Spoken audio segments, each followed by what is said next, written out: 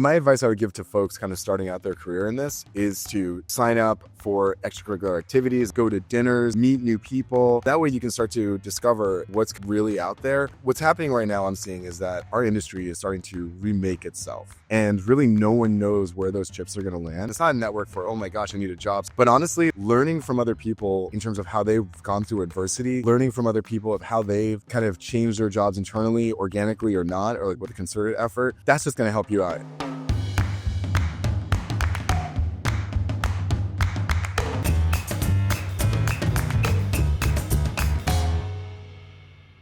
Welcome. I'm your host, Jon Wallett. Welcome to Adtech Heroes, a podcast by Adtech, and we have a juicy one today. In today's episode, I'm seated with the amazing Nobles Crawford. He is the Assistant Vice President of Corporate Brand Engagement here at L'Oreal. And this episode is actually being taped at the L'Oreal office. Hey, thanks for having me in, and kudos to the amazing L'Oreal cups. There we go. Shout out. And today's an exciting podcast. I think we're going to be talking about some topics that I know you're very passionate about. You and I go way back. You know, I started out my career, and you were one of the first people I met over the course of I'm going to leave the number out of it. Let's call it 10 years plus of being in this industry. So some of the things that we're going to be talking about today is, just career lessons, the evolution of the industry, of ad tech. And then we're going to lean into areas like some of the more things revolving the role of creativity in the new AI-driven industry that we're in. But more importantly, I think a lot of what we're theming today around is like the young person's guide to this ever-evolving industry that we're in. I think collectively with our experience, there's a lot of quote-unquote wisdom, I think more you than I can share. So why don't we kick things off with, how was your weekend? Great. Yeah, Moran. Feeling refreshed, ready to do this podcast with you, and more wisdom than you can share, my butt. Like, you have seen it all, so stop.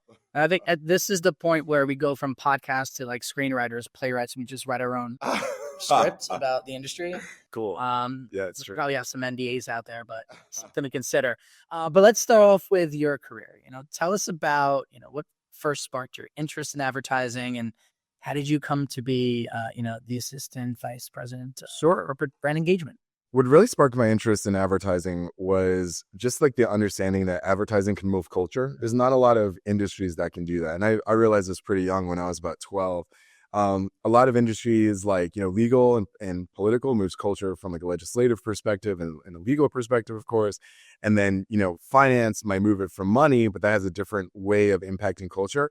Advertising, you get straight to the root. And one of the reasons why I wanted to really kind of get in culture moving, if you will, is because I found that, people are begging to be together. And, no matter, who we are, all of our differences, what have you, we do enjoy being together with good times, lifting each other up. And that's just the human condition, I feel. And marketing and advertising can bring people together underneath, a code of culture, if you will, to better our society. And I saw that impact very early on. And so I went to Hofstra. I went there for video television business, which was, at the time, and we're talking 2001 here, like digital marketing didn't even exist really at the time. But I went in there to understand how to produce television shows and movies and editing and storytelling and all of that.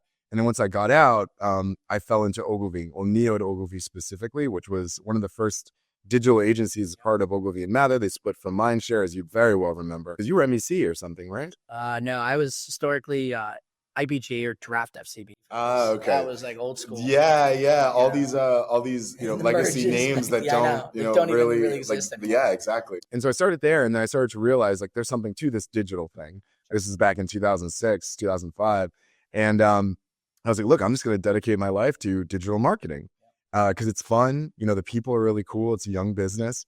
And, through the course of my career, I'd gone from, digital media strategist to integrated media, which is, cross-channel media planning, into communication strategy, which kind of brings them together, cross-channel media planning and creative.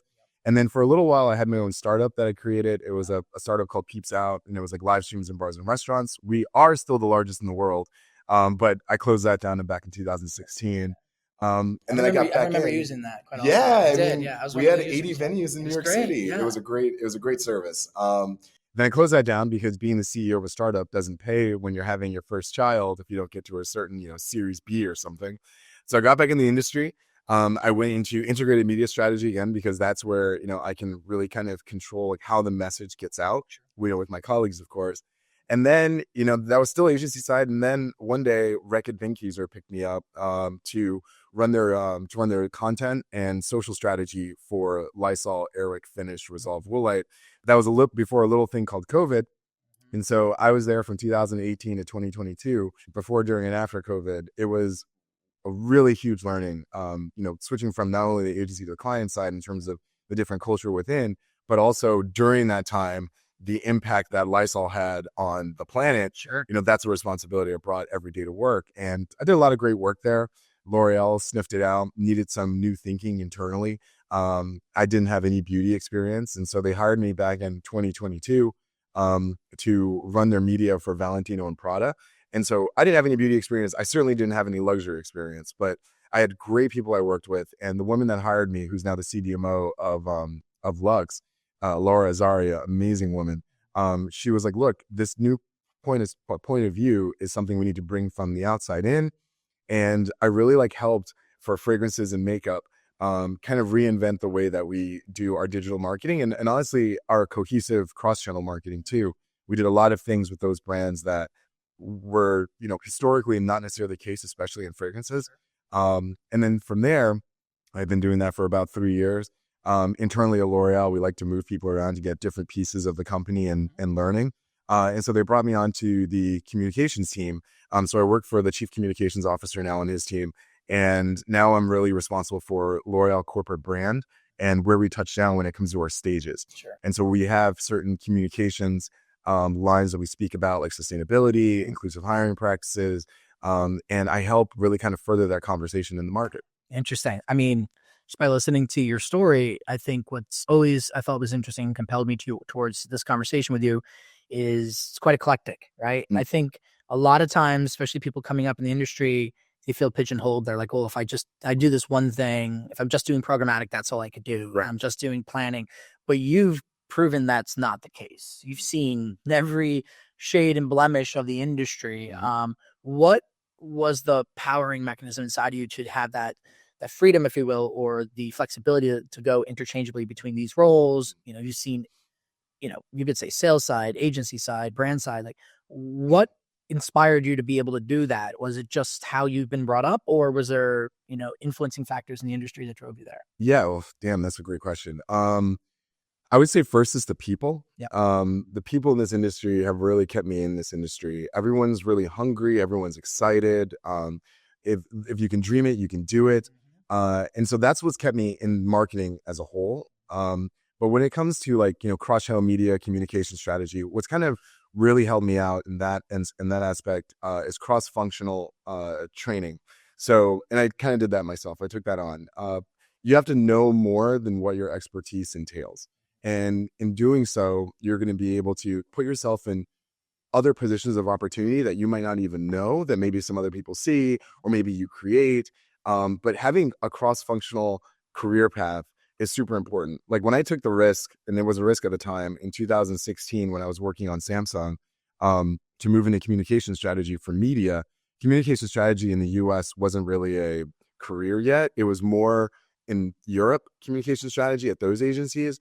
And so, going on that team and leading the team for Samsung phones during that time, it was a risk because if the company goes through hardships or whatever, my particular position wasn't really billable because I didn't control the money.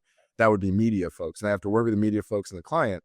And so that was a major risk. But in doing that risk, I learned so much more about, what the client's approach is to things, like how to work with creative agencies, even though I'd come from a couple of creative agencies. And so that kind of training set me up to get in this client side job where I'm a lot more flexible in terms of what I can give to the companies I work for.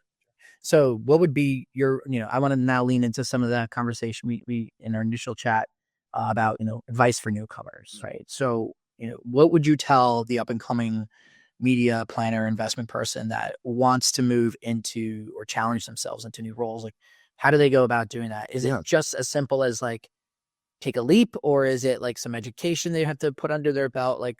Or is it community, right? Mm, There's something about your resume that you kind of left out that I think is really important to share. Is also you've been a big part of the New York advertising marketing scene, 212 yep. for many years. Do you feel like those institutions are still helping the younger generation come up, or like talk a little bit about that? I'm just Absolutely. Well, shout out to 212 NYC. Mhm. They're an amazing organization for folks in the digital media and interactive industry here in New York. Yeah, you bring up a great point. My advice I would give to folks kind of starting out their career in this is to do exactly that. Like, sign up for extracurricular activities. That could be, sports or something with your company. That could be, an organization like 212 or Ad Club. There's a whole bunch of them. Go to dinners, for professional organizations, meet new people. And then that way you can start to discover, what's kind of really out there.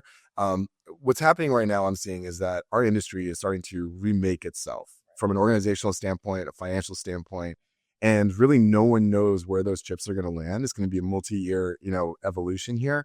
And so, not only like building your personal network, and it's not a network for, oh my gosh, I need a job, so let me just holler at this person. But honestly, like learning from other people in terms of how they've gone through adversity, learning from other people of how they've kind of changed their jobs internally, organically or not, or like with a concerted effort, that's just going to help you out. And a lot of that conversation happens at these extracurricular type of Yeah, activities. so I'm gonna retranslate that too. You kind of have to build your own personal brand, Yes. right? It's like, come on, Yes, John. it's very Thank hard you. to find a person in the New York or anywhere in this industry that doesn't know who Nobles Crawford is, right? I mean, I chalk that more up to my name because there's not many of me. It's a great name. I mean, it first of all, it sounds noble just by the nature of the word, right? So to that point, I agree with you, and I think that we were very fortunate at the time that we started out where there was more of a push. It felt like, and I don't want to speak on behalf of younger generations as a representative of them, but just from seeing from the inside of the outside in, there was more of a push for learning and a push from leadership to get involved with some of these groups that you're talking about. And now the sense I'm getting is it's on them now to do it. Right? Yeah, it very much is. Because I felt like back then it was kind of like the shiny object, Yep. right? It was like, oh, I want to be included in these things because this is such, a massive opportunity to network, to learn, to grow. When now, not to say it's aged, but it's changed. It's changed because it's grown. I mean, the digital industry when we first started out was even still small. I mean, I'm sure we got some other folks, on here watching that have been in since the 90s, but even in like the early aughts, it was still a very small industry. We all had a chip on our shoulder from digital. We kind of had to make, a practice out of this new medium, for the world, certainly for our country. And so we knew that only by community could we then raise our authority and importance within the media sphere and marketing sphere. But now we're here, many billions of dollars, maybe even a trillion something in this business. And like now that it's become a commodity, it's also sanitized itself a little bit, for better and for worse in different areas. I like to your point, I see like a lot of the onus to kind of explore the industry is more on like us individually versus organizations really backing up. And there's organizational support. It's certainly not like it used to be. So you have to find your own path here and make your own brand. Yeah, and listen to your point earlier, 212 I think is doing a fantastic job in that level of stewardship. But it goes back to like how important are these relationships and networking and navigating the tech world? What do you think is the new age of networking? I feel like you're on the pulse of a lot of your exposure, not just at L'Oreal, but in your brand. You get to experience and see a lot more than I say I would. How do you see that the younger generations are networking? Are they using technology to power that, or what do you think is happening? I'll be quite honest, I'm very afraid for the future of our industry. I think that we've all kind of started, drinking our own Kool-Aid here, thinking that digital is going to solve some of the communicative and relationship problems of our world. And I think a microcosm of that has been happening in our industry where a lot of folks don't have courtesy when writing emails anymore. They don't, we say pick up the phone, but they don't talk to new people that reach out to them. I always picked up my phone when we had desk phones. I always picked up my phone. I always answered emails, and I still do that to this day. I mean, I try. I get a lot more now, but I really do try to meet new people every week, so on and so forth. I feel that's not really happening because people feel like they can look at someone's Instagram or look at someone's LinkedIn, know who they are, decide if they want to talk with that person or not. And so I see that a lot, like in some of the newer folks in our industry coming up. I'm really afraid for our future in that because marketing and media in advertising is about relationship building. Either it's within the business or it's with the customer, and we ourselves are customers. We have to know how to interact with people, on a face-to-face basis or in groups. Social media just does not give us that. It's more expedient. Even though there's a reason, like there's a reason why it's great to have social media, but people I think use it as a crutch now to get out and not find their own relationships. Could not agree more. It's that screen becomes a deflecting device. Right? Yeah. It's like, oh, well. I was at a dinner in marketing the other day, and literally everyone was on their phone except for me. I do not look at my phone. I mean, that is the respect you give to people. And it was like, what is going on here? I mean, how many stories I could share with that experience Oh my alone, God, kills me. And I asked them to put your phone down. Yeah, I mean, it has to become part of the way that we interact with each other. It's almost like a sign of respect at that point. Yes. But yeah, I agree. And I think, that leads to a next topic that we wanted to discuss, which was, AI, right? Because all this becomes interlinked here. Of course. And also I feel like when you say that word nowadays, especially in our industry, there has to be like thunder, like empowering behind you, like dun, dun, dun. It's like very threatening, I love it. Especially with, folks, that are engaged with the technology on a daily basis. So how do you see, let's go back to like creativity. How do you see AI supporting, not replacing, but supporting creativity in marketing and advertising and, connectivity with people?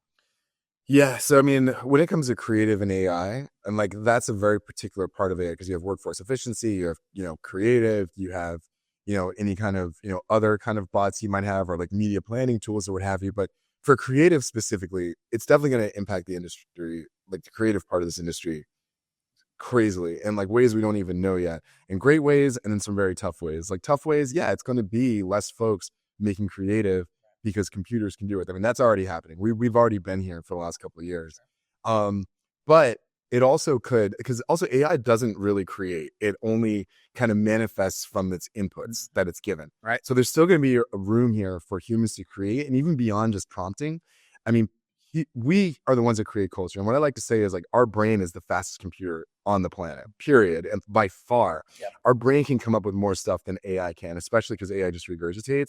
So we're still going to have a need for people to kind of feed it those inputs of new experiences for creative. However, those people like still need to know how to take risk. And what risk looks like with AI, I don't really know what that looks like yet. I mean, that's going to be the biggest question is like, because creative comes from taking risks. Like, what does that risk look like going through that system? Yeah. So that's what your point is AI just going to sanitize the way that we message because we're just redundancy of data on top of data. Exactly. People get lazy. Right. Exactly. But you're right. You're at a very unique position with the brands that you're working with, the company you work for, where you can be a part of that. You're a part of that culture. Sure. Right. So to your point, what you're saying is there's still a soul in advertising. Yes. Right. Yes. The soul is still connected to humans. Mm-hmm. So we have to tap into, and I think this is the narrative that a lot of people are saying is that, AI is meant to amplify, not suppress.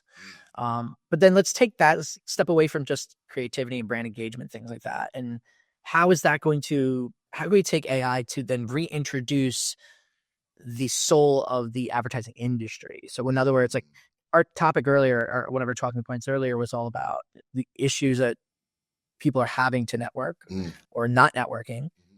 Does AI play a role in that? Or is it simply like get off your butt, and is that where the human element comes into play? I mean, I'm not usually a pessimistic person, so like it's kind of pains me to say this, but you can't bring people together with AI. If we're relying on a computer or a service to bring people together, like more so than we're doing or try to get back what we were, that's not going to happen. That only comes from being face to face with people, making appointments with people, being and showing up there. Like you can't get love through a computer, and really like these are all just shades of compassion and love and respect. And you're not going to get that through AI helping you get there. Now, it could, once you do establish that kind of connection, it could help further that relationship. Like maybe like it brings groups of people together or what have you, and whatever platform they've got. I'm sure someone's working on that, already has it. But like at the end of the day, you have to be in front of someone to build a relationship, period. Yep. I agree with that. AI can't build your personality, right? No, right. Right. And it doesn't give a shit about your brain because your brain's just an input. Yeah, 100%. So we're winding down a little bit of our discussion today. And usually we end the conversation with a few questions, and I'm floating some new ideas out there. All right. So I'm going to start with this one. What is one thing that really excites you about the stage that we're in, where we are in the industry, and something that just makes you rage? And rage is a tough word, or just makes you kind of think in a different rage is fine. I'll start with the rage because I'll end on a good note. Yep. Really what we were talking about, like the lack of personal relationship in the industry, like that kills me because I've seen how great we can be. Like back in 2006, so I always say like even 2013, like we were a unit in this industry. And then, you know, with the sanitization, you know, with the group model and everything like that, because the agencies is where that heart was pumping. But now it's more about the money than it is about, you know, the community. Right. That's what kills me. And I hope, you know, the pendulum swings back into, you know, the community again. What I really find very like optimistic and great for our industry is, it's kind of strange, the technology that we have at our fingertips. Like literally you can dream anything in these walls and we can make it. Like anything can be made now. And so, you know, it's a really great opportunity for us to reinvent the marketing paradigm, because we have so many things at our fingertips to create a new future that we didn't have before. And we've straddled this light. And so like, I see that, but again, it's going to take risk. It's going to take a lot of chutzpah, if you know what I'm saying. Like there's a lot of things that we need to do to really fulfill that dream. But I do see notes of us being able to kind of grasp that and make it work. I love it. I agree with you. And then, okay. Great optimism. I like that to be the path forward, and we're gonna end on a very optimistic note here. So I know some of the things you like to, you know, engage with media wise, and Marvel and everything is Star Wars. It's tough. Star Wars, Star Trek, through all the sci-fi. Tip of the spear here. So with that in mind, you know, if you had a superpower, considering you are an Adtech hero, sure, what would that be? Oh my! I know this like off the bat. My superpower would be teleportation. No ifs, ands, or buts. Okay. I mean, it's not even about travel. It's about like showing up exactly on time where I need to be, or like being like, teleportation is the best. And if I can like touch people and teleport with me, like we can have a dinner in France, like right now, let's go. So like, you know, it would definitely be teleportation. What would yours be? Well, if we're talking just about a superpower, I think I would go with teleportation as well, honestly. I want to take that and translate that into your Adtech superpower. Okay. I think, and I'm going to say it for you, tell me if you agree. Sure. You have the ability to teleport people into kind of a new way of thinking, help brands teleport into like, you know, a way of executing messaging and communication in a way that hasn't really been done before. Thank you. So that's what I was kind of leaning into. I was trying to think, how do I Damn, John, you should be a psychologist, not in marketing. I told you, man, we're gonna start writing a TV show. This is just the start of it. But thank you for your thoughts today. You, man. Yo, it's a pleasure. I love you so much. Anytime. Maybe we'll have you on again with a different topic. Sure. Whenever, man. I'm down to help. It's great to see you. And kudos again to L'Oreal offices. Yay! Thank you, L'Oreal. You're the best. I think that's all we have for today's episode. Thanks again for Nobles, for the time, and we're looking forward to seeing more from you and the brands. Appreciate it, my man. Thanks.